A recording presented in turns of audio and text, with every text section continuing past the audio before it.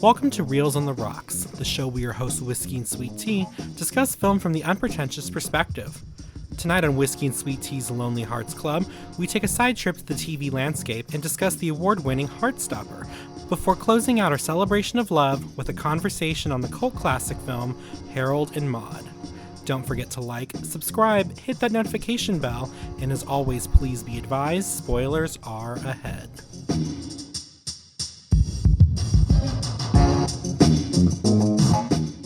Welcome back to Reels on the Rocks, everybody. The only podcast. It's the only podcast where if you want to sing out, and if you want to be free, be free. Aww, that was cute. All right.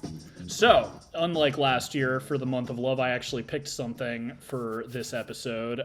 Technically, I did want to do this last year. We just ran out of time, and it made more sense to move on. But before we get into the movie, and we'll start off with like a small topic to begin with that you wanted to bring up. But what are you drinking this episode? Okay, so I was inspired by one of the messages in the film. One of the quotes that I liked was when she says, try something new every day. We're here to find out.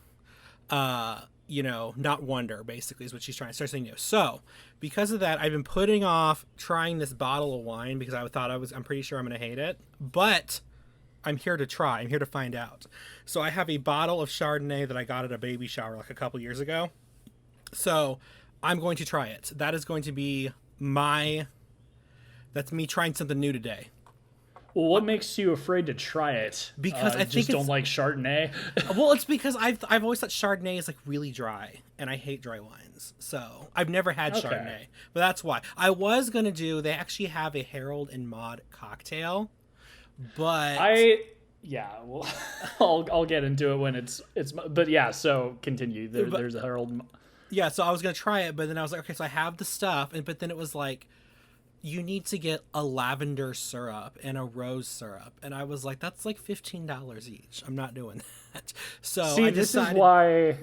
Yeah, it's the same reason, like, you do cocktails mostly every time we do the show. I would do them more if it wasn't... And I think I said this in a previous episode at somewhere, but it's like every time I buy stuff for a cocktail, I just have a bunch of stuff sitting in my pantry for that cocktail that I will not use for anything else. Right. Like...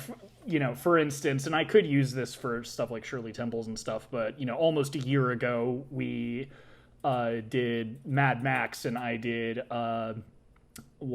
Tequila Sunrise, and I still got grenadine, just because I don't usually, like, make sugary drinks, and, Shirley Temples are amazing, don't get me wrong, but it's a lot easier just to get, like, a can of Coke or something like that. So same reason I will try and do some more cocktails this year, but what I am drinking, it's funny, you're doing a wine, I'm doing a wine. I thought of doing a cocktail, but...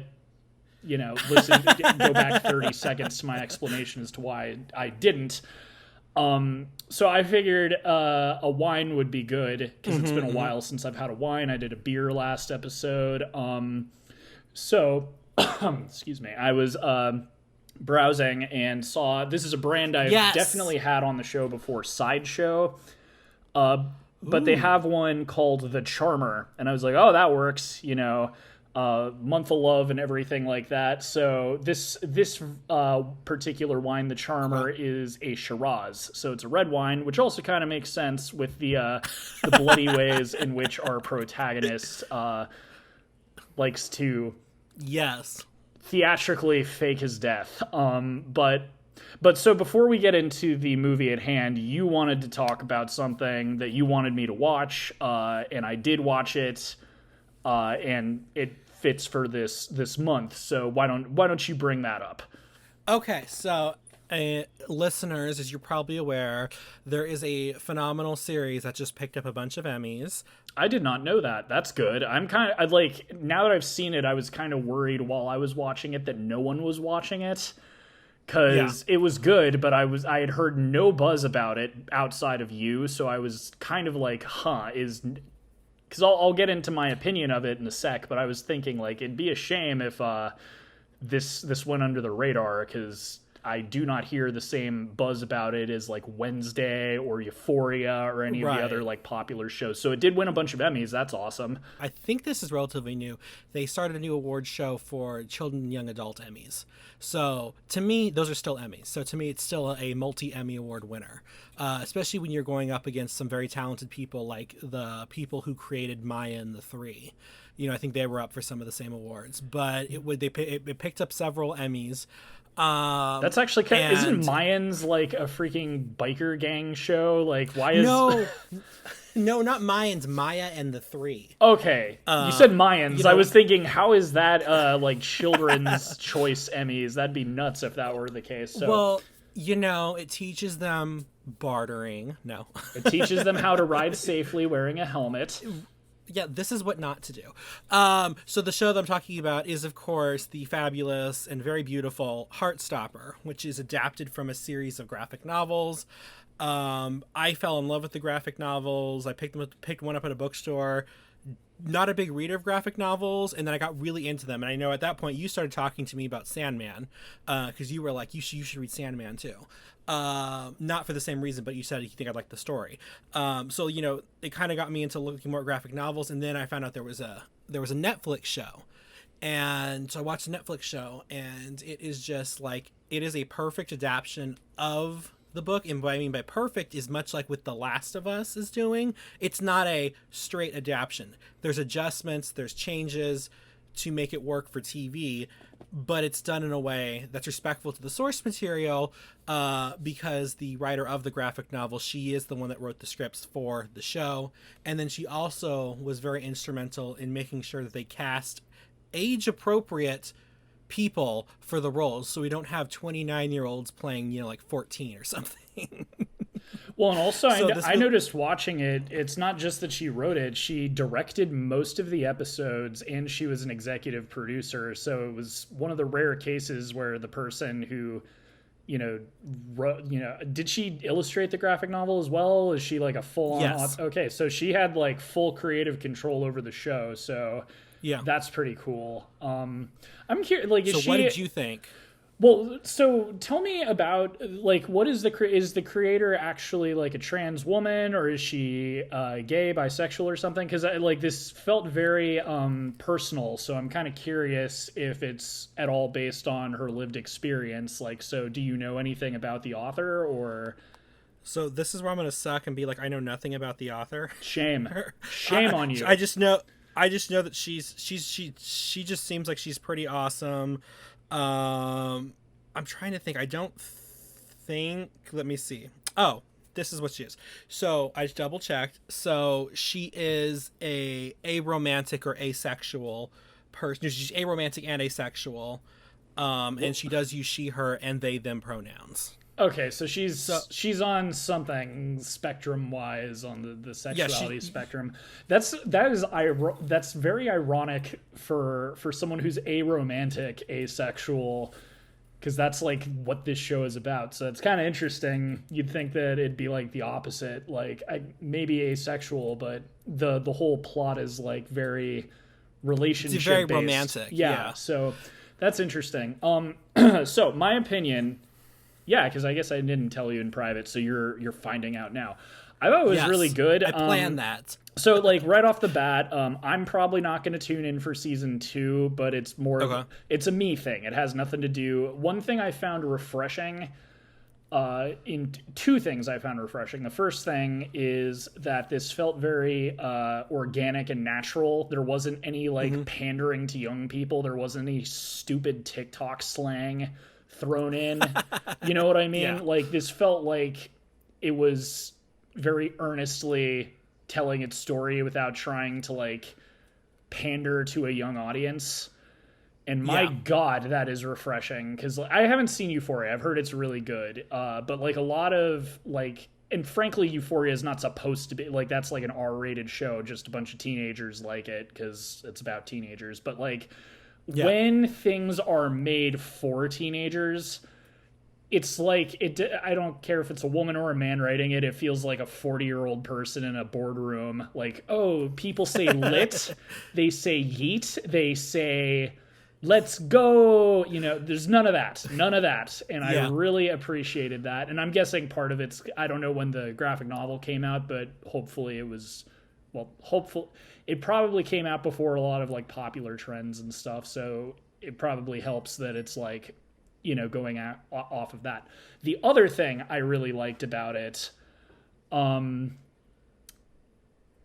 was, and now he's so another thing that's kind of, and again, like, I'm gonna sound like the woke mob is taking, I'm not one of those people, but one thing that is kind of a valid complaint that those types of people tend to bring up a lot is that there's a lot of shoehorning in of, and not to the point of like, oh, there's a gay superhero, you're ruining it. No, none of that. But like, sometimes it feels like they kind of force like LGBT things because it's trendy, not because they actually care.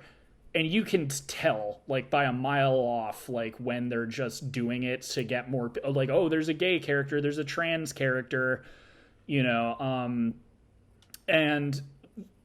the fact that it's about it, obviously that's not going to be the case, but it was just refreshing that it's like, it's very like honest. Like, again, I find it so strange that the creator is asexual, aromantic, because this felt like it was their childhood. You know what I mean? Like, I imagined like like when I saw that it was a woman who created everything, I was like, oh, I wonder if it's like she's kind of like the trans girl in the show. Maybe like they're all based on her friends or something like that, because it felt very like personal and honest and just trying to tell like a good story, which is what anything should be. Besides that, great soundtrack. The characters are great. Nick is my favorite. Tao drives me up the wall. Also, oh my god, right? I wonder what you think, because I thought it was really funny. I assumed, like, as I'm going through the show and I'm kind of getting a grip on all the characters, it was really ironic and funny to me that Tao is the one straight guy, because he acts stereotypically like the most gay person out of all of them, and it's just funny to me. Like, well, there's that, and then like you said, he drives up wall too. I'm like, dude, my god. And he's like, you're sitting down to watch a movie, and I'm like, okay, can we not just pick awards contenders, please? My god, like, that's something fun. I had a feeling you would agree with me, because he's also the type of person that we complain about on our show all the time. He's like, can we not watch a Marvel movie? Shut up, Tao. Stop ruining it. Shut up, Tao. And also, like, the other thing that drove me crazy about him is he's so dramatic that he would be actively working against his friends without knowing it. It's like, oh, he doesn't like you. Why would you think, like, dude, shut up, just stop. And also, like, his fear of abandonment. Mini Tao rant over. He's a good character. I just, like, he's the sort of person who would just irritate the living hell out of me if I were hanging out with him. And again, I found it incredibly funny that, like, he, again, is the straight guy in their friend group, but he's very effeminate, he's very dramatic, he's very, like, emotional. And and frankly, that's kind of refreshing writing, because, like, none of that, as I said, Nick is awesome, he's my favorite. I really, I'm not gay, so I can't really, like, relate personally to any of these, characters, but it's sort of the same thing, like, in Love, Simon, how it's really compelling to me when, like, a popular, not likable, but, like, the character is like the golden boy of the high school. It's really compelling when they have to come out. And I also like that he's probably bisexual and not gay, because they get kind of underrepresented a lot. He does say he's bisexual in the show. I'm the cis straight guy on this podcast, but I have heard, like, bisexual people, not only do they get underrepresented, but they don't get a lot of love in the community, because a lot of people kind of assume that they're faking it or something, just like for attention. So I like that he's not just gay, he might be bisexual. I like that he's having to go through a lot of crap. And then Charlie's just cool. I'd be friends with him. He's a drummer. It's a shame he gets bullied, because in my mind, that automatically makes you cool. Right. If you can drum out a beat, it's like, You're already awesome. But I think that's one of the reasons, like, you talk about being organic and being honest, is one of the things I really like about it. Like, this is the kind of show I wish I had growing up, and I feel like I wouldn't have felt as alone. Well, and I feel like this is a good opportunity because I don't think you've really talked about. You have, to me, a really like fresh take on like queer media because you don't consume it a lot, and you have a good. And I kind of agree with you. Again, it doesn't really apply to me, but why don't, for instance, Mr. American Horror Story and Glee and everything, like you do not like his content or a lot of the like gay media out there, and why not for our listeners? So for me, and this is not to be a slight on anybody who does enjoy or take in this content, is a lot of it is depressing and not very hopeful, and I think I've told you this before, and as a person who's growing up, the representation I saw on TV was usually, because at my household we grew up watching a lot of like 80s sitcoms, even to the 2000s. It's like anytime a gay character would show up, it was usually to do a AIDS storyline. So for the longest time, I just thought I was going to grow up and just randomly die. And because of that, I've kind of always had this pushback against a lot of just queer media, because a lot of it is not about queer joy. And a lot of it is, even if it's made by queer characters like Ryan Murphy, to me, it still does put a lot of people in a box. And, it's cool if we show this, like with Ryan Murphy, it's cool if he wants to do, Pose and stuff like that. That's great. Give these people, their moment, shine their time. But that's kind of like all he does. And so I'm just like, well, what about the other sides of the community? Because like, I think I've always told you, one of the things that I want to aspire to do is to tell a story. It's about a gay person, but the story is not about them being gay. If that makes sense. It's like, that's like secondary. There was another Netflix show that was very short-lived called Special, and it was the same sort of thing. Them being gay was not the story. And I feel like a lot of the media, it focuses on that, and I'm just like I think it's one of the problems, and I know you're gonna like grunt a little bit, but that was again my issue with Bros, is the story was about them being gay. It wasn't a story about people who happen to be gay. I'm not grunting at all. I haven't seen Bros, and after what you told me about Billy Eichner kind of having a tantrum on Twitter, I sort of didn't want to see Bros, and I might. I'm kind of like, it's funny, back in my teen days, I really liked Apatow movies, but something about them, it's because I think he. A lot of it is based on like improv. He just gets a lot of like comedic actors, and then they just, okay, here's the scenario, now do something. And it works. Right. Like the movies come together, but there's sort of this thing about them where they almost feel like barely holding together. Like there's no like clever writing. It always just sort of feels like people like sitting around joking with each other. And it's not like that it's bad. It's just, I don't know. It doesn't gel with me as much as it used to. I'll still sit down and enjoy stuff like The 40-Year-Old Virgin or Knocked Up or, one. And I was almost going to say Superbad, but that doesn't even apply because that was written by Seth Rogen. Anyway, like, but yeah, like I'm not going to grunt about Bros because I haven't seen it. Well, because I went off on a tangent for several weeks about that, and you're like, dude, chill out. Well, it's like, and for me with Ryan Murphy, like, or just even, again, like, this content is not being made for me, but one thing, I'm kind of in the same space as you, where I don't really, like, I'm empathetic, but like I care more about the story. It's sort of like what I said about romantic movies in general, is like I get into it if it's part of a bigger story. And that's sort of the same thing like with like gay characters or trans characters. Like another great show that's not like a trans show but has like good trans characters is Orange is the New Black. That is a prison show, but there are trans characters in it, and I can get into that. But yeah, like a lot of the stuff that's like made for gay people, to me, and again, it's not made for me.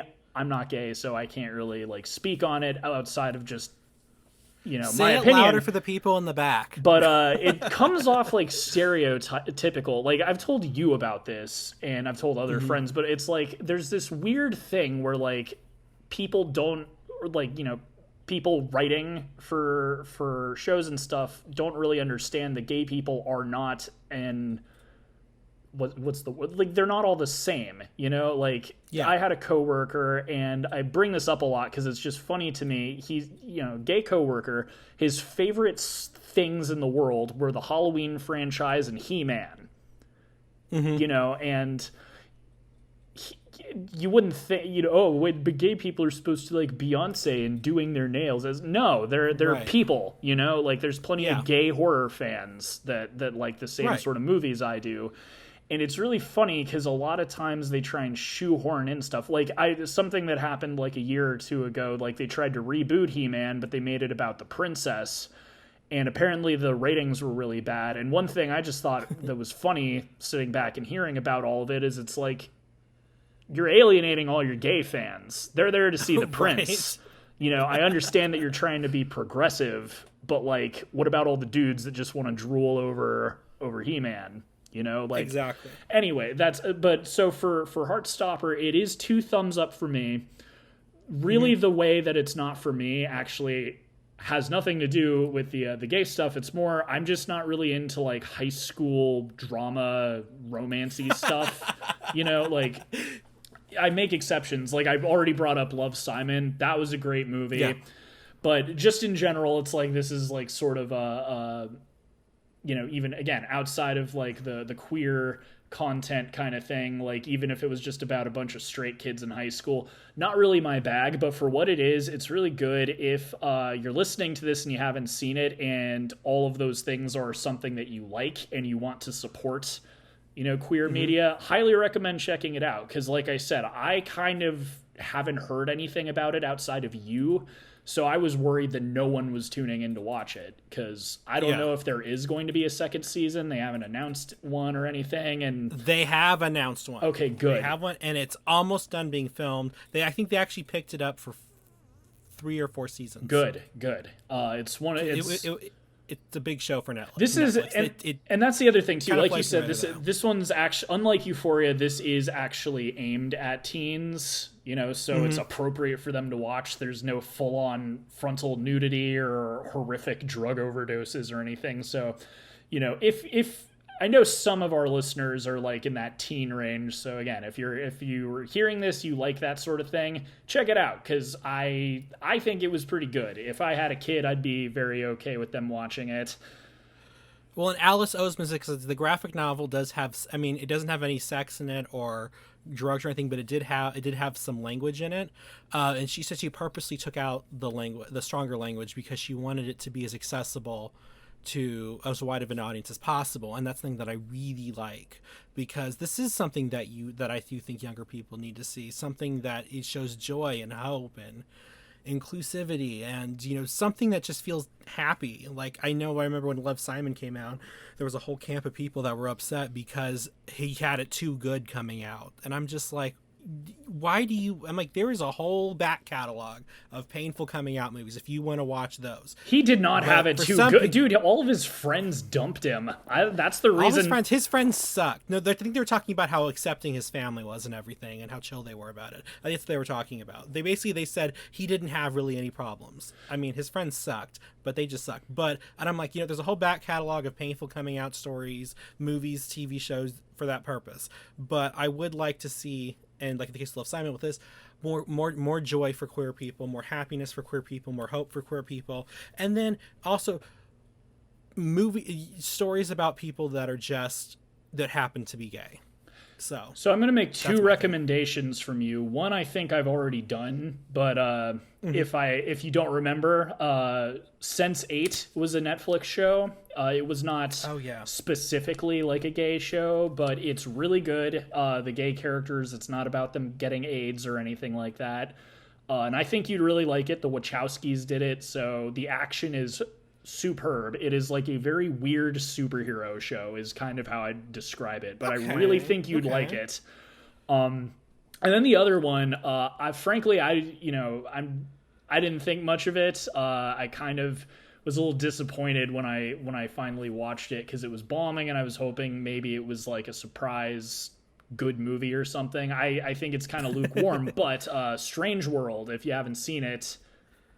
Oh yeah, Strange World. That is actually on my list of movies to watch. I was very excited to see that, and then life happened. Yeah, it's I've seen it, and it's spoiler for our end of the year episode, but I don't even think it's worth putting on the list for like a layover from last year. I'd give it like a 1.5 to 2 out of 4, but there is exactly what you're talking about in it. There is a gay character. They don't make a thing out of it, and you'll see, because it's already on your list. Okay. But I think that aspect of the movie you will like. You might even like the movie a lot more than me. Yeah. I mean, if you put it on your list, I'll have to drink as the rules go, even if it's not on my list. But that being said, check out Heartstopper. It has both for stamps of approval, but we have the movie of the night. The movie of the night. So the movie of... Go ahead, pour my Chardonnay. The movie of this episode is one that I have wanted to talk about since we created this show. It was, as I said, it was supposed to be on the bill last year, but because we were running late as usual, I just said, whatever, I'll put it off until next year. But in case you can't read, the main course, the feature presentation is Harold and Maude. Yes. So this was released in December 20th of 1971. Wow. So let's get the obvious stuff out of the way. Budget $1.2 million, and the gross. So we talked about this ages ago when I was talking about famous box office bombs. I had no idea how badly this bombed until I was...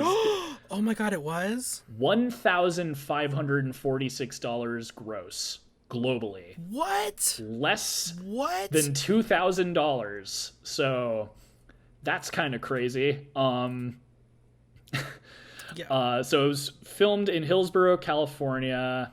Director Hal Ashby, who also directed Being There, a few other movies I had actually never heard of, and several Rolling Stones music videos and concert movies and things like that. We'll get into him later, but he's kind of a massive hippie.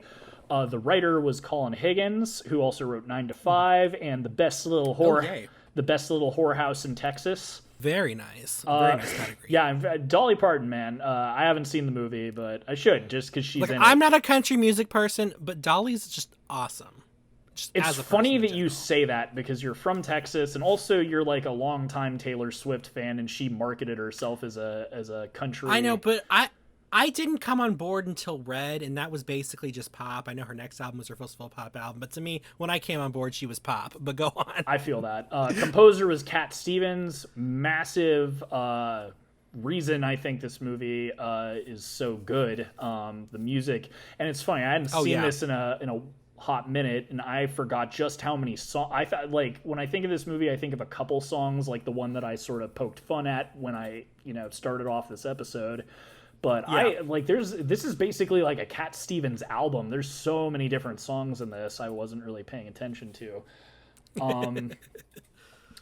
This also there's going to be a couple of tie-ins with last episode, which is crazy. Okay. One, I don't know if you noticed, this is also a Paramount movie. I don't remember even seeing the Paramount logo. So I didn't know that. Yeah, so just like Ghost, it's another Paramount movie. And hilariously, when I was looking at where to watch this, Ghost isn't on Paramount Plus, but this is for some reason. You know where I watched it? I watched it on YouTube. For free on YouTube. Yep. Yeah, I watched it for free on YouTube. Yep. So if you're watching or listening to this and you want to see it before we spoil everything, you can always pause. It's on YouTube for free, at least as of recording this. So hopefully it still is. But it's on Paramount Plus, which I think I'm glad it is. Let me be clear. I'm happy that it is. It's just funny that this is one of their worst performing movies of all time. And Ghost is, as you said, was the third highest grossing film of all time when it came out. Yeah. What are you doing, Paramount? Legitimately. Like, again, I'm happy this movie is on your service, but why isn't Ghost? It really blows my mind.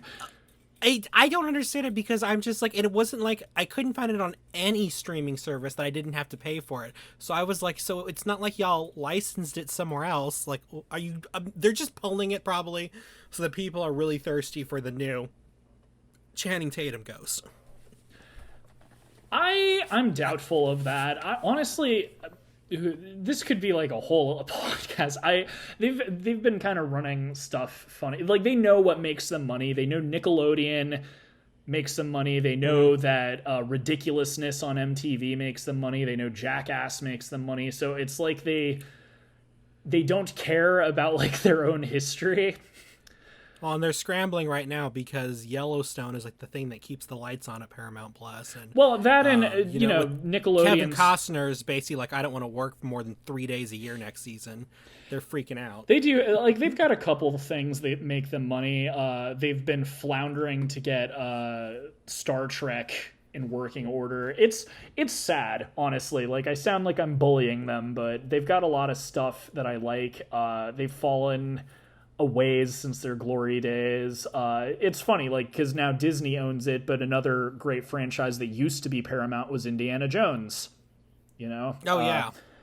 And hilariously also, like, Psycho, which is funny because Universal Studios, like, oh, Psycho, like, they care. But it's funny, if you ever put in the movie, like I do, I've got the Blu-ray, it's still got like the old black and white like Paramount logo. So it's crazy. Wait, like, I guess they sold off a lot of their stuff. Yeah, because that was the mistake MGM made back in the 80s. Don't do it. They sold their back catalog off, which is why Warner Brothers has all of the classic movies, is because MGM sold their back catalog to them for some ungodly known reason. Never do it. Obviously the likelihood of a studio executive listening to the show is low, or someone who becomes one in the future listening to this. But if for some reason you are running a conglomerate multinational corporation making films, don't sell your IPs. Just don't. Just don't do it. Mm-hmm. You never know when they'll get popular again. You'll never know. You see it all the time with the successful people. Milk the hell out of it, because that's how you keep your money. Yeah. So I'll also throw in, I think I've mentioned this in the past, but this is one of Wes Anderson's favorite films of all time. Oh, okay. And I can see that. And right before I ask you what you thought, I'm going to get you nice and mad and let you know that Roger Ebert gave this 1.5 stars, and basically said it was. I mean, that was the thing. Like, I was looking for old reviews at the time because nobody went to see this. And from what I understand, critics hated it. So I wanted to get an idea of why critics didn't like it, because as far as I can tell, this is kind of a very forward-thinking movie in a lot of ways. So I'm like, what did they not like about it? That's what we talk about on this show. There are objective and subjective reasons not to like something, but if you're really going to rate something, you should have objective reasons why it's bad. That's why I'm sure a lot of people who listen to our year-end thing probably thought I was going really easy on Marvel, because I'm like, it was not that great. 2 out of 4. The reason I do that is because they are super well made. I can't just, shrug off all of the artists who worked on the CGI, on the costumes. Yeah. Like, the writing sucks, even... Everything else is fantastic. You've got that AAA Disney quality on it.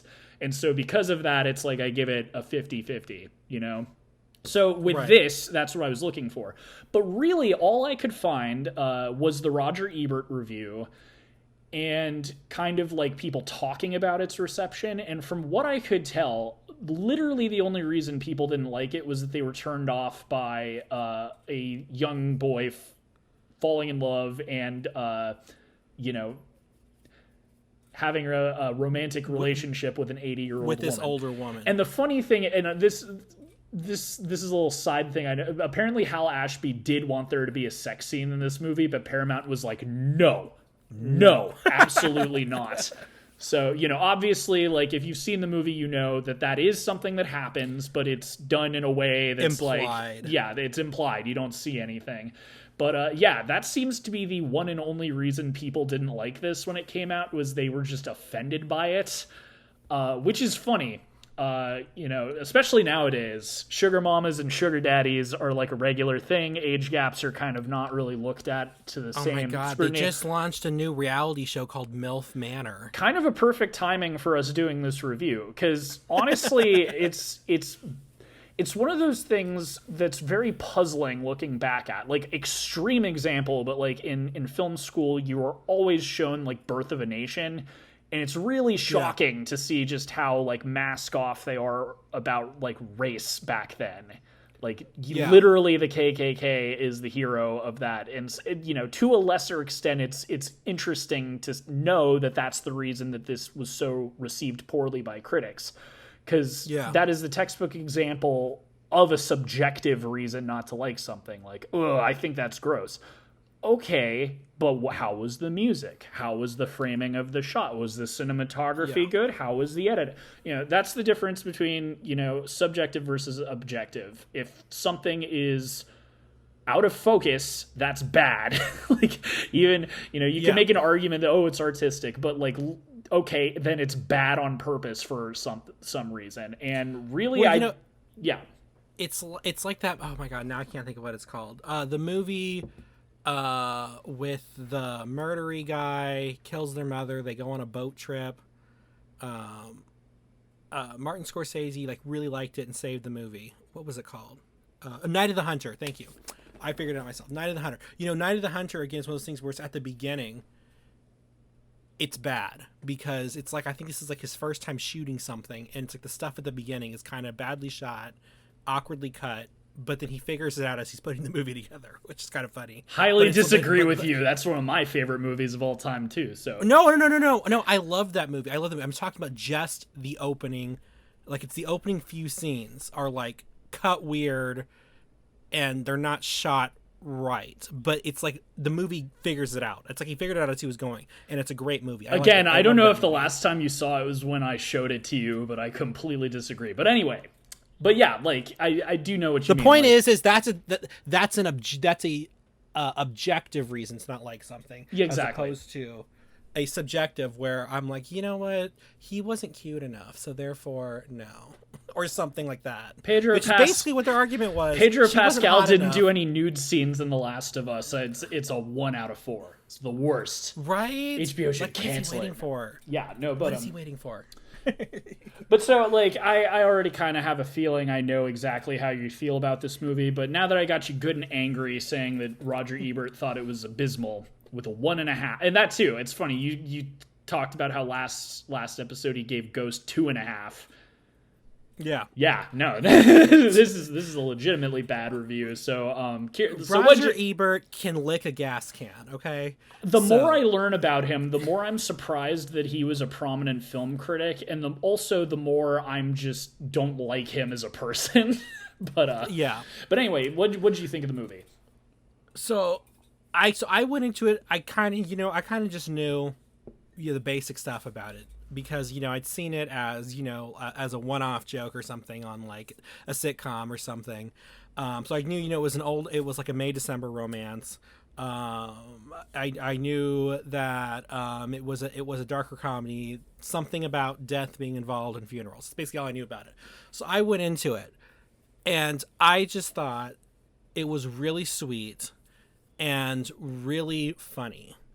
But also very thought-provoking, and I don't know, it was so good. I couldn't stop laughing or feeling emotional about scenes, and it was great. And it was interesting for me though, because I kind of knew that it was going to be a dark comedy, and dark comedies are usually tricky for me because, especially modern dark comedies, for me, I always end up just feeling sad about whatever's going on. Like, as much as Tanya Harding is a gross person, when I was watching I, Tanya, I just felt bad for her. Like, everyone was laughing at these scenes. I was like, that's horrible that this happened. My God, this is awful. So for me, for whatever reason, black comedies are always a hard sell for me. This one was not, and I don't know why. it's still like a dark comedy, but something about it was just very, very sweet and kept it light. And, you know, even though we have the stuff about him, you know, faking suicides and stuff, you know, I think from the very first scene, because the very first scene, you think, I like, you know, if you know anything about it, you know, you're kind of wondering, is this like is this like a real suicide attempt? And, you know, as we learned throughout the movie, he does this because, from what my understanding was, is because the attention he gets from people makes him feel alive. That was my understanding. I could be completely wrong.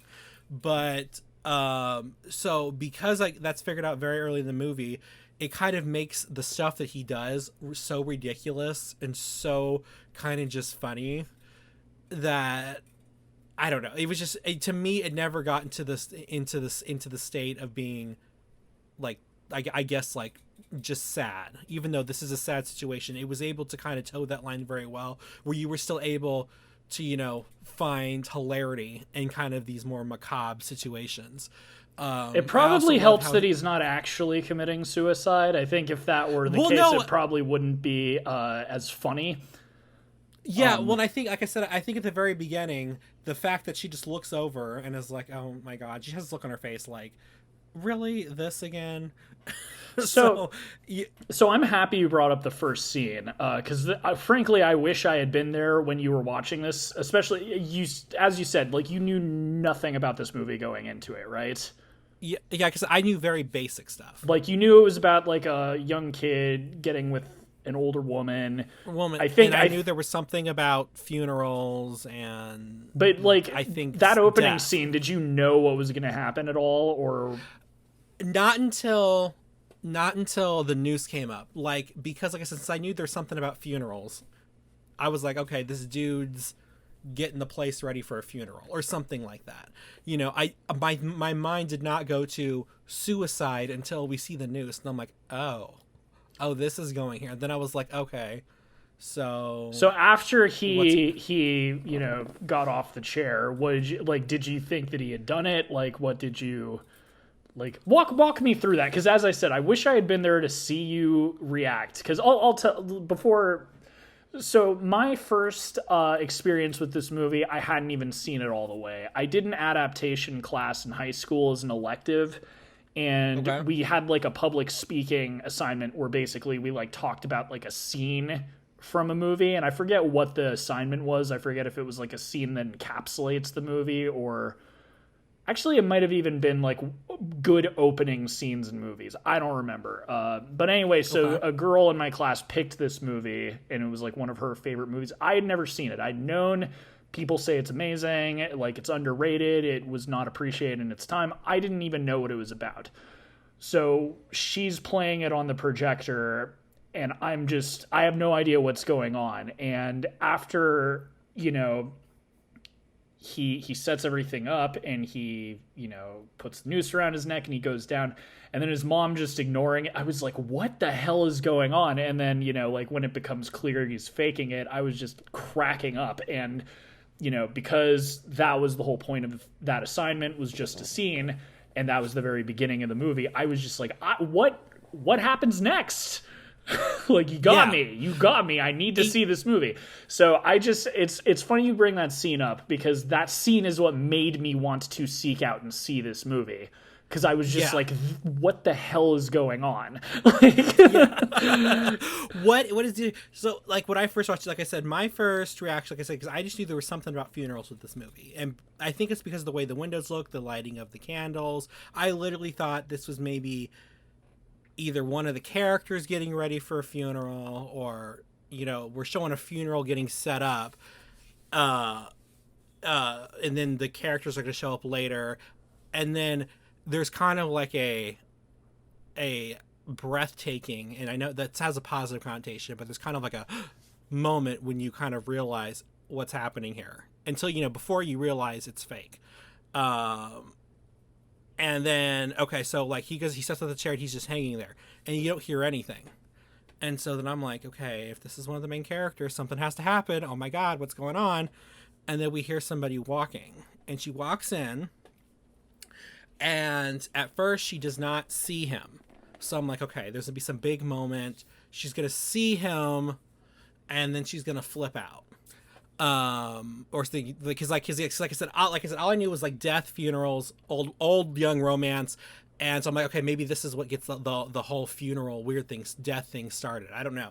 And then, but the moment she turns to look and doesn't react, I knew exactly what was going on. And the reason why is because, back to my sitcom training, it was not a reference, but very similar. The first episode of The Nanny, when she goes to work at the rich guy's house, one of the kids has a tendency to stage fake suicides to scare off the nannies. So she's filling out an application and the thing, and this kid comes stumbling out, stabbed, blood coming out, and throws himself on the floor, and she just like doesn't even react to it. So I think just because of that, that's why I said as soon as she didn't react to it, I was like, okay, I know what's going on here. And then especially he wasn't even making any noise. And then I didn't even notice he wasn't making noise until she wasn't reacting. And I'm like, oh yeah. Usually there's like choking sounds. Well, and then he starts doing that when she's not reacting. That was like, again, going back to, it's been a while, like over a decade, but I think that was kind of when she's not reacting. That's what naturally anyone who's seeing this movie the first time is going to be like, what the hell? Why is, I'm assuming that's his mom or a relative. Why isn't she freaking out? And then, it cuts to him and you can see like he's kind of watching her and it's like, oh, okay. And then he starts making the choking noises, and it's like, oh, okay, we get it. He does this a lot, doesn't he? But it's as it, who I know the person who brought that movie in for the class, and great pick. Again, got me to watch the movie. And this is a spectacular opening. And it really is. If the assignment for that class was a scene that encapsulates kind of the movie, I think, or at least the comedy, I would say that's perfect, because the movie has a bit more hopeful tones and stuff to it, but at least the type of comedy that it's going for, 100%. And I love how his, and for anyone, obviously, you should know by now, like if this is your first episode, we spoil the hell out of these movies. But in case for some reason you listen to this anyway, Whiskey, like the idea, I put that in the opening. Right. I put it in the opening. But so he has this thing where he fakes his death, like he commits fake suicide, fuicide as we'll call it. And and that's part of the comedy in the movie too, is like how elaborate it gets. One that's also really funny is when he lights himself on fire, and when the girl's like freaking out, he walks great. In. Kudos, by the way, to the actress. The final date he has, she actually seemed pretty cool. Right? I was trying to figure out why that one wouldn't work out. I mean, because she's like, great. It was the last date you had. I think maybe she was too crazy for even Harold. Like, he was weirded out by the fact she wasn't weirded out. I don't know. If I were him, I'd be like, you know what? You pass the Riz check, as the kids are saying nowadays. Like, you're okay. Like, you could deal with me doing this stupid crap to my mom. You win. We can do it together. We'll do anyway. But yeah, like, and you kind of brought this, or there's a monologue in the movie where he sort of explains why he does what he does. And it always is such a puzzling monologue to me, because even when I was watching it, I'd have to rewind it and kind of really like think about what he's talking about. Because I think you're right. I think it's partly the attention, but the thing I get from it is that his mom doesn't listen to him. And I think he just wants to be seen as everyone says nowadays, with like, because she doesn't listen to him. She doesn't care about his needs or anything. And I think classic example is that scene where she's filling out that dating application and she's answering the questions like it's about her. Exactly. And I'm like, girl. Exactly. So like, I do think that part of it is attention, but the thing is, his target is always his mom. Even with those dates, I don't think he was necessarily trying to upset them as much as just upset his mom. And I think that's not what he wanted. Exactly. Like, I think that's kind of why he does it more than anything, is like, I have my own way I want to go about things. And it also goes to his car, which he goes out and buys a hearse. And then when she buys a Jaguar, he modifies the Jaguar into a Jaguar hearse. I know. He's great. Everyone who listens to the show knows I love spooky things. This kid would be my best friend. I'd love this guy. In the movie, he has no friends. I'd be like, hell yeah, man. Let me hang out at your mansion. We'll listen to, I don't know. He's such a likable character, and same thing with Maude, and we'll get into Maude now, I suppose, but both of them, and that's kind of the thing too. It's like they're very opposite. It's like that meme. I brought up Wednesday earlier, but there was a meme on the internet of her and her roommate from that show, who's like, the bubbly, pretty pink. It's literally that. It's Harold is very like glum, gothic kind of looking. Frankly, I think he started the emo craze decades before Gerard Way. And then Maude is the opposite. She's very hippy dippy, bright and happy, and full of like loving life and wanting to. Ironically, it's one of the few things that Ebert actually got in his review correct. I think he liked that aspect of the movie, but yes, what were you gonna ask me? Is it supposed to be implied that she's a Holocaust survivor? Wrote that down in my notes, and that's like a little detail I always forget. And frankly, watching it this time, I kind of think that might have been something that they didn't want to get into because it's so fast. Like when I saw, for anyone who hasn't, again, like watch the movie, but if you haven't seen it, there's a quick cut to her arm, and you see the number tattoo on it where she would have been in a camp. And it's one of those things I forget about until I watch the movie. But watching it this time, I immediately when I saw it, I'm like, oh, that's right. But it was so fast that I'm like, it's almost like they didn't want it in the movie. It makes me wonder if that was like intended to be like a bigger part of her backstory, and Paramount was like, nah, it's too we don't want that. It's too depressing. Yeah. We don't want, this movie's already a mess enough. We don't want to bring any Holocaust stuff into it. Which would also explain kind of why she has such a lust for life. Living through something like that, I probably would not take a lot of things very seriously anymore, especially when that whole tragedy was kind of created by people who really wanted to rigidly follow rules.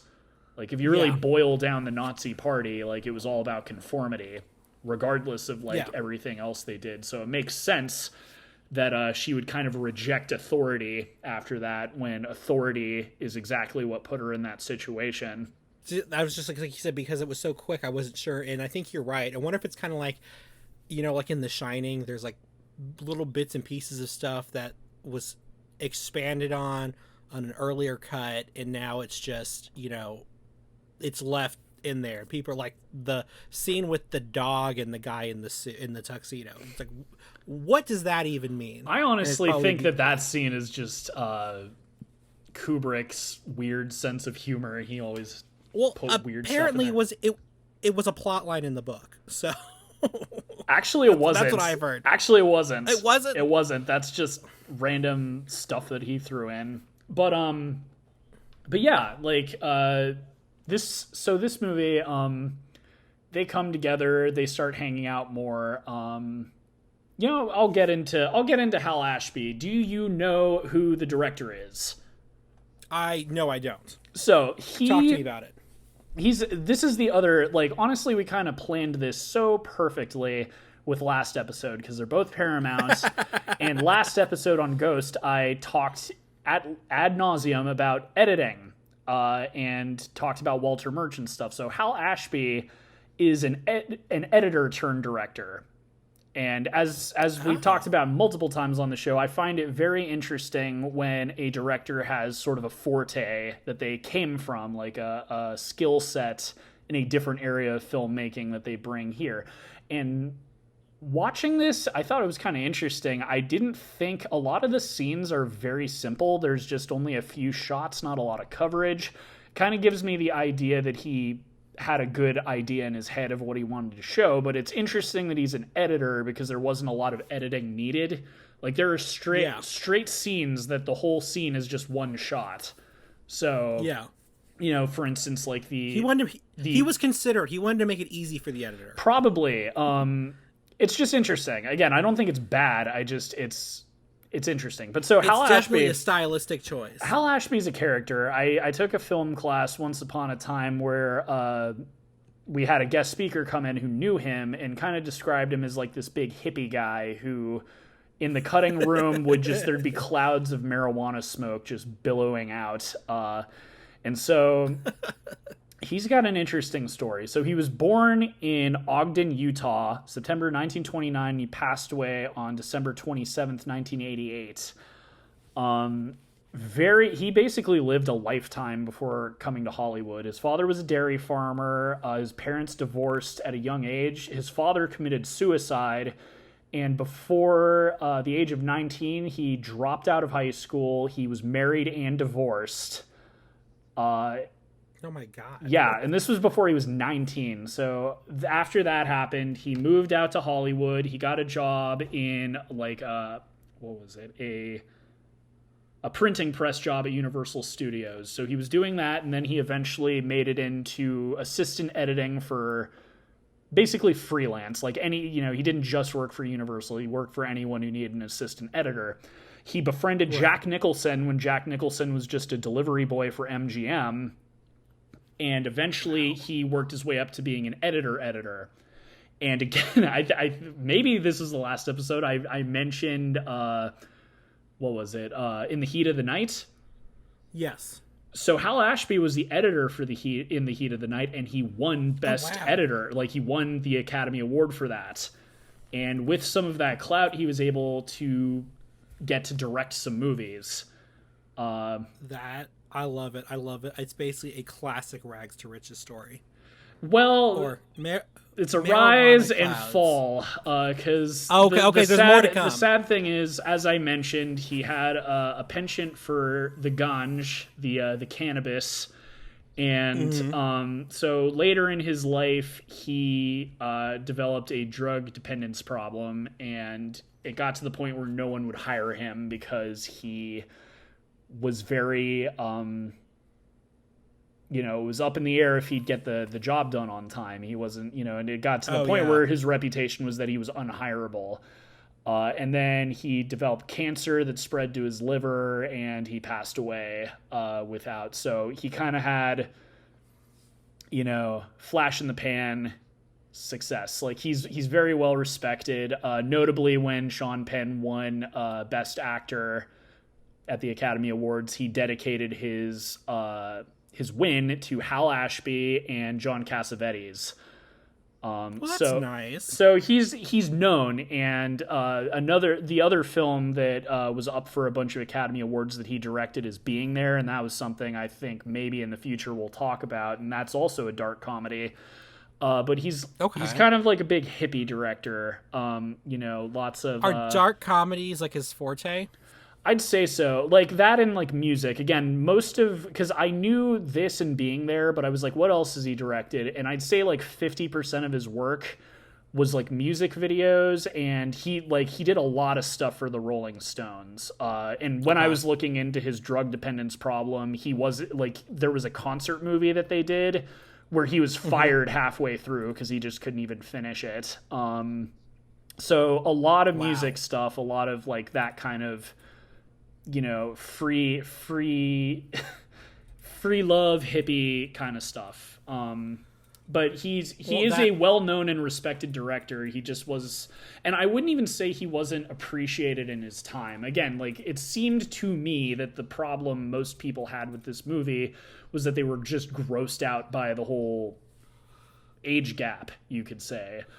And that explains to me why they never kissed on the lips. It was always like a cheek kiss. It was weird. Yup. It didn't feel character appropriate, if that makes sense. Absolutely. The other thing, because you didn't tell me until we were about to start the show that you wanted to talk about Heartstopper, but it's actually kind of interesting that you brought that up because, in a way, this is sort of before its time in the sense that this is kind of a teen movie, like in the sense that this is the sort of story that you see a lot in like John Hughes movies in the 80s.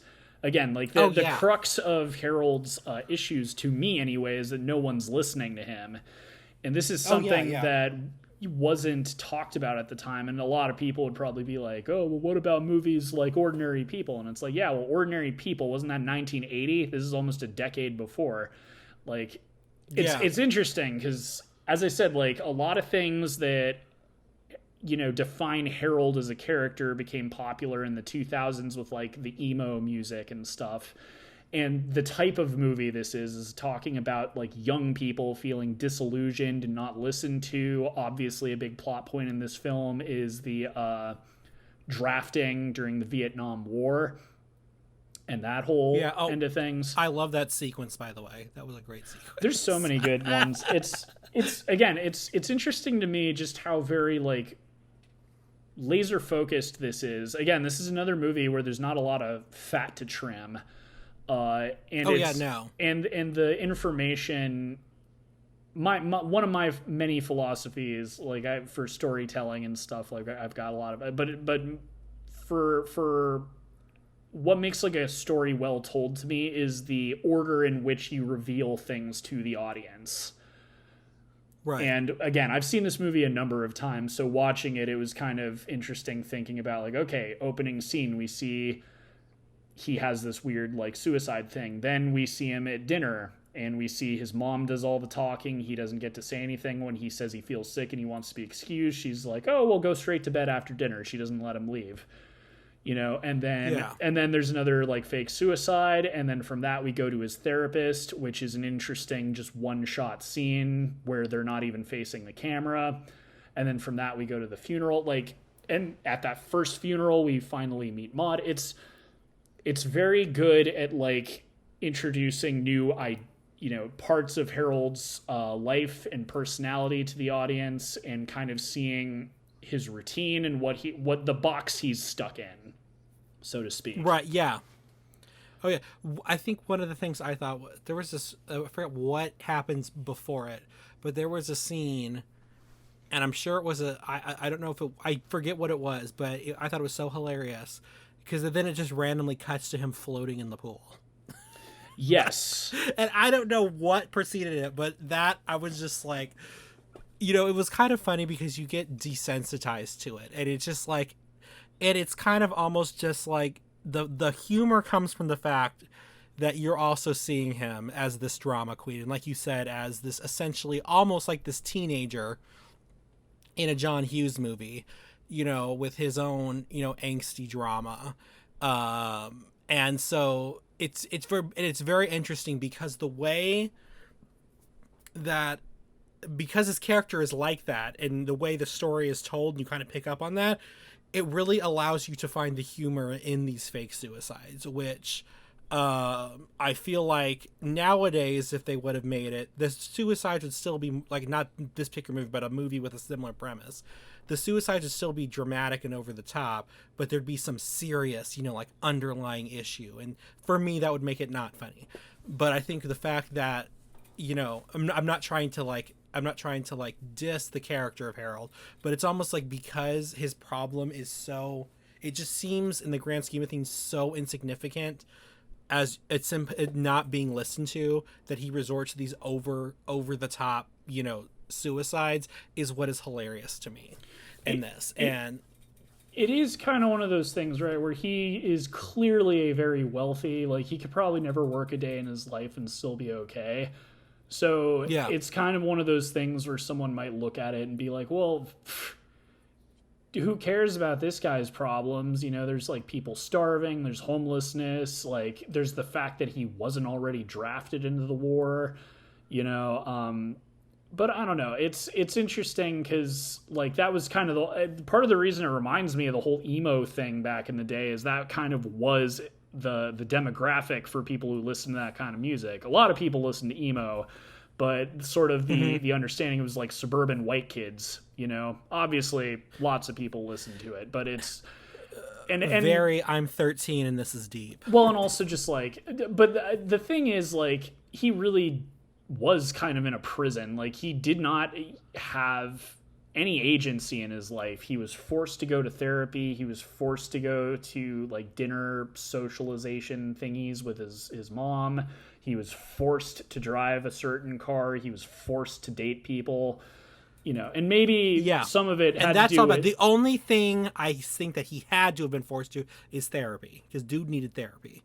But everything else, that was just no. He couldn't live his own life. Exactly. So it's like it's his feelings are still valid to me, because he's fine. He's not gonna, he's not really suffering. It's much more emotional. But that's kind of the whole point. It's again, nowadays it is very well accepted for people to go to therapy, and it's kind of like if we were really nitpicking, like, who actually has enough emotional damage to go and not go, like, then you're really just kind of picking at hairs and stuff. But I'm curious, let's talk more about Maude. I figured that you would really like that character. Girl was wild. One of the things that I loved, that I just found so incredibly hilarious about her character, is the fact that she has the master keys for all these cars, and she can just hop in someone's car and drive off. Like, to me, that was just hilarious. And her way of just dealing with life was just fun. I liked what she talked about when she first goes to his house, and she's like, she's not really, she wants to remind people, she said she takes cars to remind people, that without essentially, things only belong to us for like a fleeting moment or something. I forget what her exact words were, but she had a reason for doing that. But she said, but that doesn't mean I don't collect. And I thought that kind of juxtaposition was really funny. But I really like her because she just made life seem fun. And I think that is essentially what is so great about this relationship between the two of them, is because he basically, like you talked about his prayers or whatever, life was basically almost not worth living. And for her, she made life worth living. She showed him how to make it fun. And, stealing a plant from in front of a courthouse and liberating it. Like, girl, I would just want to meet this woman because she's awesome. But you're right. I just loved her so much. I figured between the two characters, she was the one that you were gonna gravitate more towards. And the master key thing's funny. I think she's got a good point, because we become very comfortable in things that we just take for granted, like the fact that no one has stolen our car, or And again, it's, if that was supposed to be like explored more in the original movie, that she was a Holocaust survivor, it makes everything she does make so much sense. And it's kind of, again, my theory is that it was part of the movie more, and Paramount was like, no, we can't talk about that, because it really just sort of makes her life philosophy make a lot of sense. If you want to learn how to do something, do it. Here, take this banjo, learn how to play it. Her little invention of, the smelling thing where you can smell things. This is snow and everywhere it is. That was great. I love that. As a person who loves scented candles, that was awesome. Well, and that's the funny thing. Like, technically that invention doesn't exist, but the idea of that invention, it's, not just with scented candles, but like, with little spritzers that have like strange odors. And even if you go to like Disneyland, they intentionally blow out like smells that smell like things like orange groves and rainy dirt and stuff, like to make it seem like you're in those areas. So it's kind of funny that she's sort of ahead of, I say she's a fictional character, but that idea is actually kind of real nowadays. She was ahead of the time, ahead of the curve.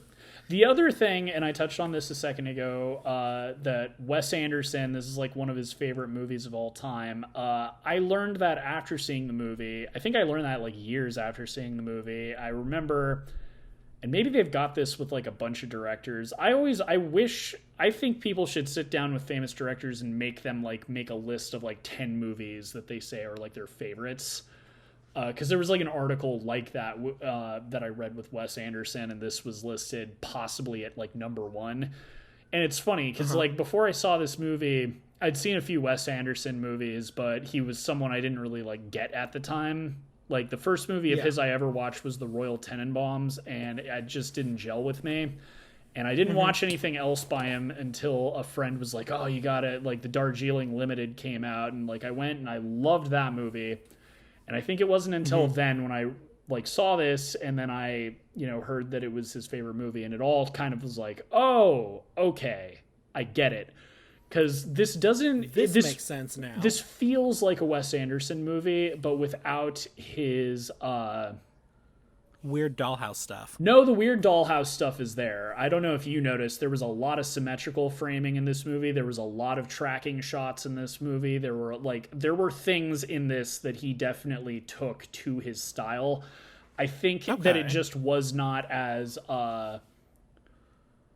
ironed out, if that makes any sense. Like this certainly did not have, like, now the guy has like a massive budget and he can do all sorts of crazy stuff with like his weird dollhouse style, as you call it.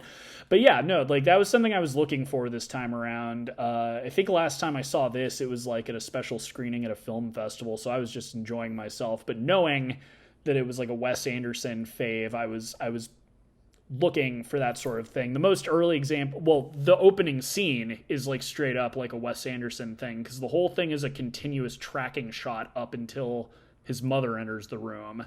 So right there, that's already something that he likes. The next example I can think of is the therapy session, which, if you remember, 2 chairs, opposite sides of the room, perfectly symmetrical. The chairs are in exactly the same it was almost like a mirror image, and it's just like the one shot. And then there's a couple of examples like that. There's the church scenes during the funeral where there's a little bit of that like linear perspective sort of thing. So right. Visually, I definitely see where he gets a lot of his ideas. I would not say that it's a 1-for-1 comparison. I mean, again, like, this was before, Wes Anderson's style, like, kind of created his style. And I would even say, like, his early movies didn't really, like if you watch like Bottle Rocket or Rushmore or something like that, it doesn't really have the same obviousness to how it looks as something like, say, Grand Budapest Hotel or something like that. But more so than the visual style, the content of the film, like the dark comedy, the kind of subject matter. Like another thing with Wes Anderson, he tends to kind of focus his stories on like yuppies, like richer white people. So that's kind of, that's par for the course. I can see that in here. Yeah. So there's definitely that. But yeah, it's interesting. It really is a shame that it didn't get the recognition. But, as I said, maybe 2 years ago, it was whenever we talked about Citizen Kane versus How Green Is My Valley. But what I said is that time is the real indicator of whether something's a classic or not. And this is the biggest example of that. Citizen Kane was popular when it came out. It didn't win Best Picture. It won Best like original screenplay, and that was it. But then it went on to be like the quote unquote greatest film of all time. So, but at least it got some recognition. This I'd say is the perfect example of that, because this was not popular whatsoever. Critics did not like it. Audiences did not like it. But now, it doesn't matter who you talk to. This is a bona fide classic. It's a movie that everybody knows about. They may not have seen it, but they know about it. And most people who see it, I feel like it. I don't think I've met someone who dislikes this movie. I've seen people who've never heard of it or like never seen it, but I've never seen someone not like it. And this is kind of the odd example of, we like to bash Roger Ebert, but the other sort of people that we like to bash are people like Tao, people who are big film snobs who think that they know everything. But the funny thing is, I feel like those are the people that got this the recognition it deserves, because the types of people who went to see this and were like, this is underrated, are like movie hipsters, you know? Because I thought it was like a case like with Rocky Horror, where it just kind of it was like when it came out, it was considered bad. But then people like started watching it like on midnight showings and stuff, and it was just weird and out there. And as far as I know, no. Part of the thing with midnight screenings was that a lot of that was like shock value. A lot of it was like movies that were popular with midnight screenings were things like Eraserhead or Pink Flamingos or Rocky Horror, because they were way off the deep end as far as like what normal audiences would accept or tolerate. And this doesn't really fit into that category. Frankly, I'm not really sure when this got popular, but I know it was at least after the 1980s. Even like a decade after this came out, it still was not like a known thing.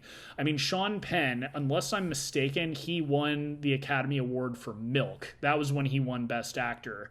And that was like 2008. Or something, like it might have been 2006 or 7, but like if I'm correct, and that is when he won Best Actor, like the first time, and that's when he thanked John Cassavetes and Hal Ashby, then that's the first recognition that Hal Ashby, again, like his other movie being there, actually got some recognition. But again, I don't think this really got the praise it has until very recently. And I feel the reason it did was because of those sorts of people that are like, oh, I have better taste than you, which is ironic because for once they're kind of right. I was curious to see if I was right at all, if I was making this up. So according to Danny Peary, who wrote a book called Cult Movies, or Cult Movies book series. It's a series, I guess it's a collection of essays. He says that this film was a runaway cult favorite, and most memorably in Minneapolis, residents actually picketed the Westgate Theater and tried to get management to replace the picture after a consecutive 3-year run. That's cool. Yeah, because I guess something about it says it recouped its costs after several years after it found success in, I don't know what these are, repertory theaters. So I don't know what that is. Those I believe are theaters that only show, it's like how theaters used to be where, back in the day there was no VHS. Like if you wanted to see a movie, you had to go to see it at the theater. So if you wanted to see Snow White and the Seven Dwarfs, you had to find a theater that was playing it. So I think that's what that is. Like you, that's not a word that's particularly in my vocabulary, but I think that's what that means. Like, basically like small theaters that only play like movies that they already have, Is it like a dollar theater kind of idea, maybe? That's what I would think. Okay. After we're done with this episode, I'll make sure to look it up because I'm curious. But I think it's like smaller, kind of more community focused movie theaters where it's like, oh, we've got The Wizard of Oz, we got it for the 1945 print that we, and then they put that on every Christmas or something like that. Right. But I'm glad you remember this being. I do remember this being referenced on The Golden Girls, and I do remember this being referenced on The Nanny in the 90s. So that's good. It was big enough then that it made it into the pop culture. Like I said, I think it was a movie. Maybe it wasn't one that was like it got the respect yet, but it was a movie that everybody knew. Maybe it was they knew it because it was that movie. It was the old person and young person. It's something that everybody knew. Kind of like we know Heaven's Gate as the movie that brought down Columbia Pictures. Oh no, not Columbia Pictures, United Artists. For sure. And again, I might be wrong. I'm curious how this got popular because again, I know it wasn't the midnight screening people because again, that's like its own ecosystem. That's like weirdo stuff that, frankly, I like a lot of those movies, but it doesn't really fit into that category. So again, like when I've seen sort of movies being talked about through history, again, like it didn't really seem like this was one that would come up until at least the 90s. So I might be wrong. Yeah. I'm just curious what actually got people to see this. Because that was something that shocked me doing research for this episode. I knew this bombed, but seeing that it didn't even make $2,000 blew my mind. I think this is the biggest 30 bomb people in the country saw it. More people saw Morbius last year than Harold and Maude when it came out. Like that to me is just mind-blowing how much of a massive failure this was. Well, and that's what's crazy. Put it up against the Billionaire Boys Club, because I think for some reason wasn't that like that movie. It was like supposed to be like Kevin Spacey's comeback movie. I think it turned like a profit of like, for some reason I think it was like $40 or something stupid like that. Who is hiring Kevin Spacey? Like, do you mean his comeback after the horrific allegations? Because it's like who is even trying to give him a comeback after that? I don't know if it was like his comeback or a movie he'd already done, or somebody just hired him and didn't really care about his allegations or something. But it was like kind of like a movie that was released, you know, I think it was supposed to, they did their initial release at like small indie theaters to try to get people interested in it. I think the idea was they wanted to do a bigger release. And for some reason, I think like nobody went and saw it, and it like turned like $160 or something a profit. Well, it did better than Harold and Maude. Like, that was kind of the other thing that was surprising doing research for this. And, you know, like, I've only got X amount of free time to, like, do it, and I'm just kind of using Google and fishing around and stuff. But the other reason I'm happy this movie has the recognition it deserves. It just, as I said, I'm curious to know how it got it, because it seems like it's out of nowhere. You know, when I was looking up like old reviews for this movie, I couldn't find any besides Roger Ebert, but I just found articles talking about how great this movie is. You know what I mean? It's like, 50 years or whatever after it came out, it's now a certified classic. And it's just like, where is all of the stuff from when it came out? Like, when did it get popular? Who was seeing this? Because I'm genuinely curious, like, when the tides changed, because to me, you know, it's hard to say, because like I started, you know, going to film classes and stuff at a specific time, so my understanding of what classics were and stuff kind of comes from that point in history. Right. So, you know, when I was a kid, I never heard, you know, Harold and Maude was never on TV. No one ever talked about it. So maybe that's where my understanding of it being like the 90s to like when I started hearing about it, the mid 2000s. But right. But I think you're right, though. I think there was a point where, like I said, like I think it was in the pop culture lexicon, but I do think you're right. And there was a point where it switched over from being, that movie, to being respected. Well, and even being in the pop, movie. Yeah, and even being in the, because pop culture, like, you have to be popular, you know, like whenever people actually started seeing this movie, that's when it would have been in the pop culture lexicon. Again, in the 70s, if you like said something about this movie, no one would know what you were talking about because no one saw it, you know? Yeah. So that's, as I said, that's what I'm curious about, is like when, because I couldn't really find any answers. Again, it's funny. It's like you look for stuff and it's just all these articles talking about what an unsung classic it is, and it's like, okay, but why? I agree. I agree that it is definitely classic worthy. I unfortunately am not the one who gets to make the distinction of if something's classic or not, but I do think it is classic worthy. And I do think it, like you said, nowadays, it is every movie that most people are aware of, and they do know that it's supposed to be good. But really quick, because I Googled this, because we just talked about the Billionaire Boys Club. So it grossed $1,300 in North America, against a budget of $15 million. And on its opening day in the US, it earned $126, and its weekend total gross was $618. When did it come out? This was like in the middle of this whole thing. Let me see. In the middle of what whole thing? The pandemic? No. It says, despite allegations of sexual misconduct making against Kevin Spacey, Vertical Entertainment stated they would be going forward with the release in the film. We don't condone sexual harassment on any level, and we fully support the victims of it. At this time, this is neither an easy nor insensitive decision to release this film in theaters, but we'll even giving the cast, as well as the hundreds of crew members who worked hard on the film, the chance to see their final product reach audiences. But what year did it come out? Oh. In theaters on August 2018. Well, they certainly released a movie. I didn't even know that it existed. Also, and it has an approval rating of 7%. Well, what's it? God, I mean, we've spoken enough about that. I don't even really like the title is puzzling too, because who cares about a billionaire boys club? Whatever. I just when you said it did so badly, and I'm just like, the last movie I heard of that did this badly was that Kevin Spacey movie with $126. It only, but anyway, yeah.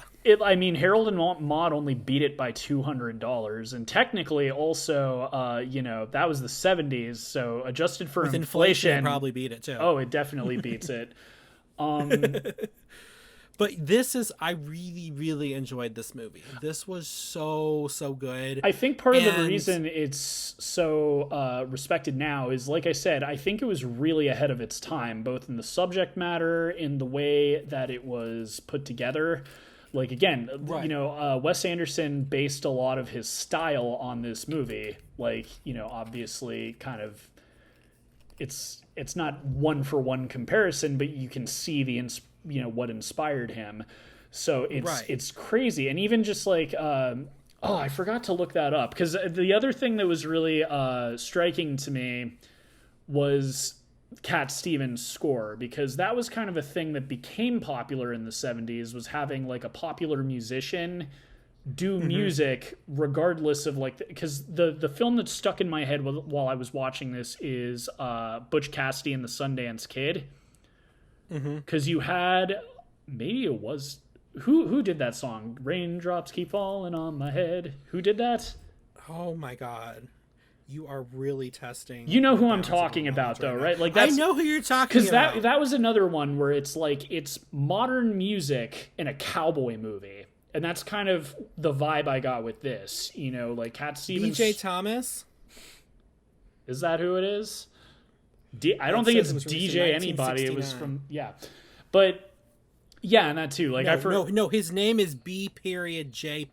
Okay, and that was 1969 when that came out? Yeah. Okay. Yeah. And that makes sense too, because like Midnight Cowboy, but this was 1971, so it's only 2 years later. So it was so it was not a pioneer in doing that. It was riding the wave of it, but this was kind of in that era where it was like a lot of like modern music, like I said, like Butch Cassidy, Midnight Cowboy, this movie where it was like, kind of hippie pop music being put in. This is sad. It was written by Burt Bacharach, who just passed away. Sad. So he wrote, sad. What's interesting is you talked about how it was popular at the time to do these, modern music in these films. Like, we had we had a Western film with Butch Cassidy and the Sundance Kid. That kind of makes me think of, what is his name? Baz Luhrmann's Moulin Rouge, or Baz Luhrmann's The Great Gatsby. Of course, one of your favorites. Which I think that's a valid point, because that was the whole thing with with Moulin Rouge, is it's a musical, but all of the songs are like Nirvana and Destiny's Child and things like that. So it's right. And then we had like Lana Del Rey and rappers. I forget I don't know rappers' names, but rappers doing music, creating original songs for The Great Gatsby. And I don't even know if I'm really articulating, because again, like, this film is obviously set in the year that it came out, and same thing with Midnight Cowboy, but like Butch Cassidy is set in like, the 1800s, so having like this pop song in it is kind of out there, and it worked for the movie. But again, it just, that whole era, like the late 60s, early 70s and on, that was sort of a thing that I noticed, is like, oh, let's get like a popular musician to do like a song for this. And it just sort of reminded me of that. And again, I think a big reason this movie really caught on, and also why a lot of people like it, is Cat Stevens' score. I think it's some of the most memorable stuff about this movie. Like, you know, I agree. That's one of the things that really popped out about it to me too. I was like, this, I don't know these songs necessarily. Like, I knew I could recognize some of them, but I was like, this soundtrack slaps. Like, this is just great. I could listen to this all day. It had, like you said, it had a phenomenal.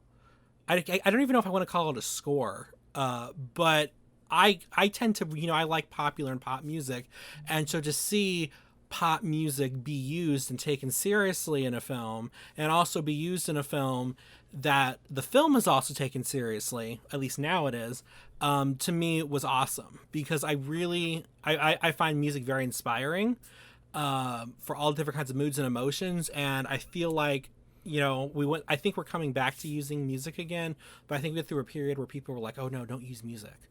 Or like, I remember being in class and they were apologizing for a movie having a score, and I was like, why? That's like part of the process. But I really liked the music in this movie, and it never once felt weird or out of place to me, like you would think it would.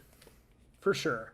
I think the last thing I want to talk about is kind of the second most shocking thing in the movie is the climax and ending. And I'm wondering what your thoughts on that whole thing is. Were you expecting Maude to do what she did? No. That was a surprise to me that she did that. Did you notice early, because this is a thing too, this is one of those plot points where if you rewatch the movie, it is telegraphed to you what she is planning on doing, because the first time she talks with Harold, she's at a funeral and she's like, 80, that's the perfect time to die. Not too old, not too young. And it's one of those things you don't think about, and the next time you see the movie, like, you're like, wait a second, she's like basically telling him what she's gonna do. It almost makes you wonder. As soon as she said it was her 80th birthday, I immediately flashed back to that conversation. I was like, oh my God, this was in the cards this whole time. But like, I wasn't expecting it. And I think the fact that they kind of keep her age a secret, the entire movie, not a secret, because they don't tell us what it is. The whole movie is, you know, to make sure that we get that surprise. Yes. When that happens. And were you surprised? I was surprised. I was very surprised, and I was very saddened because they were so cute together, and they seemed to make each other happy. And I was like, "Girl, this is not the time to peace out." Did you react the same way Harold did? What? Kind of. I was like, "Girl, what?" And then she said, and then. It was one of those times where I was just upset at a character. I was like, "Come on!" It's like when we watched Eternal Sunshine of the Spotless Mind, and we find out that thing at the end of that movie about that one character, the one that I believed in, and I was like, "What?" Well, you know, the funny, I keep saying this movie's ahead of its time, but and also I said this movie's not like very fancy with the editing, but that's the like one bit that I actually think is, again, ahead of its time. And the editing is a little bit more slick than the rest of the movie. I don't know if you know, there's like a whole subreddit called Perfectly Cut Screams. I did not know that. So it's like this whole thing, like people do it on TikTok and stuff like that. But like that whole transition from him going, what? And it like cutting him off and interjecting the siren. That to me felt very modern in the editing style. I can't think of another movie that would, do that. At least off the top of my head. I could be wrong, but it's the sort of thing I could see myself taking that clip and putting it on that subreddit and getting some votes or something. But and I was curious when Harold finds the news and it's, the music's playing and you see him driving his car recklessly. Were you expecting the worst? I was expecting the worst, even though the movie clues you in that that's not going to happen the whole time. And it's kind of the perfect character arc, because it is exactly what you would think he would do, is like, I have nothing to live for anymore. I might as well do what I'm always pretending to do. And I was literally talking to my screen like, Harold, come on, boy, she said, you got loving to do. Like, no, this is not the answer. And then when his car goes off the cliff and just, splats, my first reaction is, well, this is clearly not an 80s movie because there's no explosion. My second reaction was, well, this sucks. I hate this movie now. And I wish I had been there to watch this with you, because I bet your reactions would have been kind of funny, like with the opening scene and with this. Because as I was watching it the other night, I'm like, I know exactly what T is doing. Because when it's like showing the close up with the waves coming in, I was imagining you saying, "Well, this movie sucks," and then it pans up and you see Harold and he's got his banjo, and then that is the end of the movie. It's him just playing it. But like you away. said, it was a perfect character arc. Exactly, because he doesn't. It's basically kind of like the hearse going over the edge and landing down there. It's kind of like him saying, okay, my emo phase is over, and I don't need to be focused so much on the death aspect when I have so much life to live, as I've learned from Maude. And with there being no fat to trim, the climax, quote unquote, of the movie is kind of perfect, because it goes from them making love to him telling his family and therapist and everyone, I'm going to marry this woman. And their reaction to, him popping the question to Maude, him finding out what she did, going to the hospital. Like his arc happens in like a 10 to 20 minute period, and it's so boom, boom, boom that I think it adds to it feeling really satisfying when you know that he's moved on and he's not going to be as depressed, because right before Maude takes her own life, he has kind of freed himself from his mother's influence just by trying to marry Maude. So like he's beyond that whole death fixation that he's on to, and he's moving on to greener pastures. It's great. It's like one of the best like final acts in a movie, at least in my opinion. No, I agree. I really agree. That I think the ending was very taut, and to me, it kind of like you said, it gave us a great character arc. It tied everything up without it seeming obvious.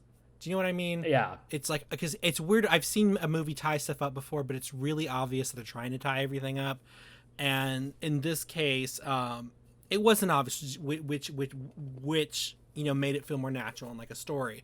But yeah, that ending, I was about ready to be like, dude, why did you recommend this? Come on. Well, and again, what kind of garbage is this? part of that fear that he was going to do the worst thing is what makes it so satisfying. And again, it's like, this movie is so good at keeping you guessing. Like, just like that opening scene, you are like, what is going on? What is going to happen? And it's the same thing. Like, you think you can read Harold's mind. You think he's going to do it, and he doesn't. Yeah. And it feels so good that that he's gotten better. And you feel like you've been tricked, but in a good way. Yeah. Like, you expected the worst out of him, and you were proven wrong. And with their, it's almost like there's perfect symmetry, because it opens the same way it closes, with what you think is a real suicide, and then you also have that eerie silence in both cases. You could say, for example, oh yes, continue. Within the first scene, it's just silence. Then we hear the rope creaking, and there's silence for a little bit, and then you hear her walking in. And I think with the car, it's the same thing. It crashes down, and it's just silent. Well, you can hear the waves, but there's like nothing happening, and it's just stuck on the car. And then you start hearing the banjo. Exactly. So it's like a perfectly symmetrical opening and closing. Yes. You could say that crashing his car is his greatest fake suicide of all time. Yeah, it faked all us out. Right? Well, what did you think? What would you rate this? Since we're basically at that time, I unless you can think of something, I've pretty much talked about a lot of the points I wanted to bring up. I'm thinking of, I'm curious. What would you rate this movie? Well, first, before I rate it, really quick trivia thing. Ooh. What year was this movie again? 1971. Ah, okay. So, what was missing with the ambulance scene? Inside or outside of the ambulance? Like, I is would it say like inside. Okay, so inside. I don't know. I wasn't alive during the 70s, so. So where are the paramedics? Up front, I would imagine. Like nowadays you have them riding in back, but again, I wasn't alive back then, so I assumed it was quite primitive. Well, there weren't paramedics yet. Oh, interesting. Paramedics weren't a thing. The people at the front were just the ambulance drivers. It wasn't until 1972 that something in California called the Wentworth-Townsend Act was passed that allowed for paramedical training of firemen and emergency responders. And that kind of started out in California, and then it gradually spread across the country with the help of a 70s show called Emergency. But that was just kind of a little fun fact, because my first question was, where are the paramedics? Oh, that's right. This is the 70s. Got it. For a second, I thought it was like movie trivia, and I was like, ooh, maybe I'll be able to guess this, but I'm glad it wasn't, and that's why I couldn't. Maybe the emergency thing. Or because you're stupid. No, I'm just kidding. You're not. You didn't know what throwing pottery was last episode. That is true. I did know what throwing pottery was, except in the usual way of throwing it and breaking it. You throw it, and then when you mess up throwing it, you throw it again because you're frustrated that you didn't throw it well enough. Yeah, I was throwing pottery, and then I got mad, so I threw the pottery because I couldn't throw it right. Just put that in a sentence and confuse a whole bunch of people. But to answer your question, I would give this 4 out of 4 pitchers of sweet tea. This is a fabulous movie. It's one I would love to watch again. I can't wait to watch again. I love that it's currently available for free on YouTube at the time of this recording, because I can watch it again during the workday and have it on the background. I loved the characters. I loved Harold and how kind of just, weird, how kind of weird and try hard he was. Not try hard, overly dramatic, I guess I'm trying to say he was. But you can also kind of feel for him. And then I loved how Maude was just out there living life, and she just unabashedly herself. These characters are so sweet and so beautiful. They're great together. I actually don't think it's, I don't know what it is. I maybe this sounds weird, but I'm like, Maude was not gross looking. I mean, I think she was, for her age, relatively attractive. So to me, I was never like grossed out by the two of them together, but I feel like I wouldn't be grossed out because it wouldn't be my business anyway. But like I said, the story is sweet. The characters are sweet. It has a fabulous message. It's enjoyable. And I think one of my big things is it does make you ponder some deeper questions without becoming pretentious, if that makes sense. Yes. And that's just one of the reasons why I just love this. And I think, like you said about it, there's really nothing you can trim from it. I think it's an all-around great movie. And I actually think it's one of these movies you could watch with your family. Of all ages. Because it's kind of like when I watched Moulin Rouge when I was 5. And I didn't understand what was going on, but I didn't need to enjoy the story. Like, I didn't need to know what prostitution was to enjoy the story. I figured it out later. But or when they sang the song Like a Virgin, and I asked my mom what a virgin was, and she said it was somebody who hasn't dated in a long time, is what she said. But anyway, but mom, they say movie. Touched for the very first time. Is a virgin someone who's never shaken a hand? Shaking a hand? I'm so confused. Tell me more. But this is a great movie. This is a fabulous pick. I love it. I know it's on the Criterion Collection, so next time they have a sale, I will be picking it up. I got a good track record for getting you buying movies. Mad Max you loved so much, you got the Steelbook. The Steelbook. So far, I think you've learned. I think you've discovered a lot of favorite movies just from doing this show with me. Well, I just got Coraline on Steelbook because it just came out on Steelbook in December. So good. I need to get myself a copy of Coraline. Well, you can order the Steelbook on Best Buy. They still have it in stock. I'm sure they will. I got the Steelbook for Texas Chainsaw a few weeks ago. So anyway, but yeah, no. Before I get into I agree with you about frankly, one of the deeper questions I think this poses is what is the point of entering a relationship or being in love, because everyone is so disgusted by like when he says he's gonna marry Maude, and it's like, you know, like you're told like, oh, you should do it for your feelings and what's in your heart, and it, like just all these people being like, oh, that's disgusting, how will you even procreate? And like, again, in our modern world, kind of going back to the first discussion we had in this episode, it's sort of like, oh, you know, two boys can't date, how are you going to have babies? It's almost kind of like the same weird prejudice, you know. It's like, aren't you supposed to be in love for love? Isn't that the point of this this month of episodes that we're doing? But for my rating, and also the character of the priest is the only one who really went over her body part by part. And I had a feeling that would. I had a feeling that would make you laugh. Weird look on. He kind of had a weird look about this. I'm like, dude, are you warning or fantasizing?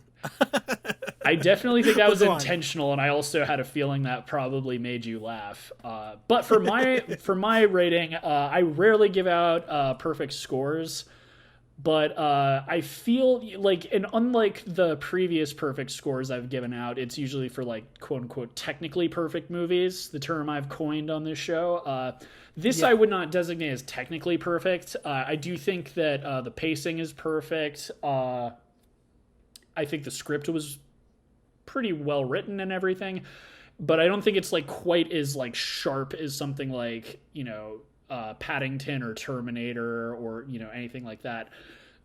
Right. Despite that, I do think this deserves a 4 out of 4, just because I think it's more influential than people realized at the time, and I think that its newfound popularity really speaks on that. And again, if for some reason you listen to our show without watching the movies, if you can, go check it out. It's free on YouTube. It's on Paramount Plus, but it's I think you'll see what I mean when I say that it feels really ahead of its time, and it feels very modern in a lot of things, like just both societally and also like in filmmaking techniques. There's like a lot of things that you see nowadays like regularly.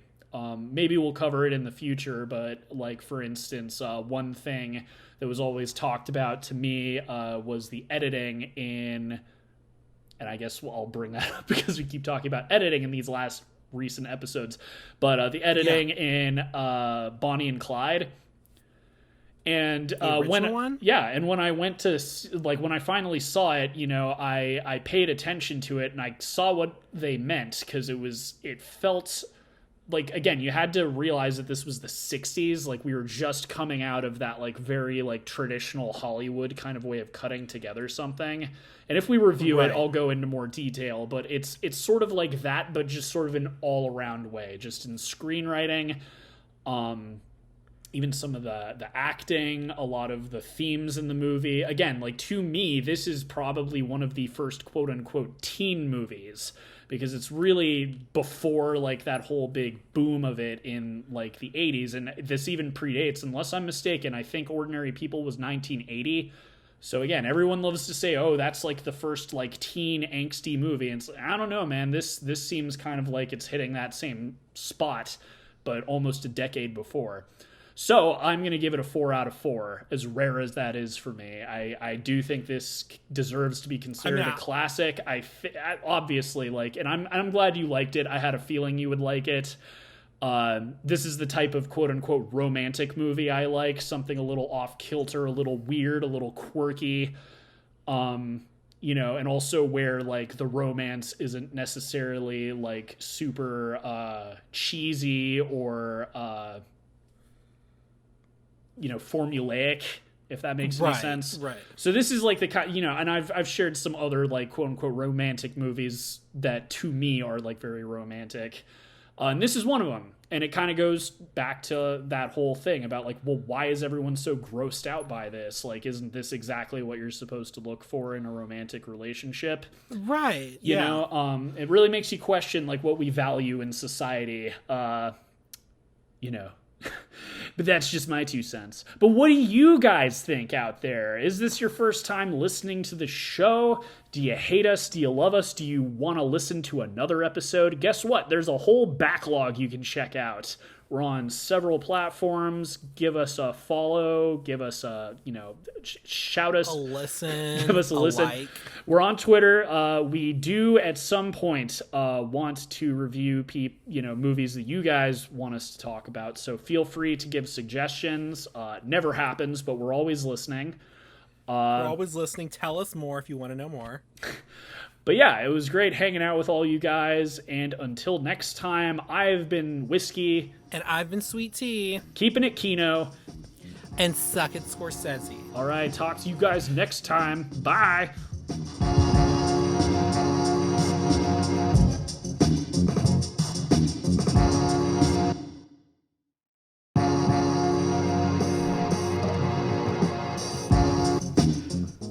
Reels on the Rocks is a production of La Prince Laboratories. It is edited and produced by Alejandro Castillo and features original artwork by Asa Esparza and original music by Pat Mars. Follow us on Twitter at Reels on the Rocks and tweet at us with any movies or topics you'd like us to discuss in the future.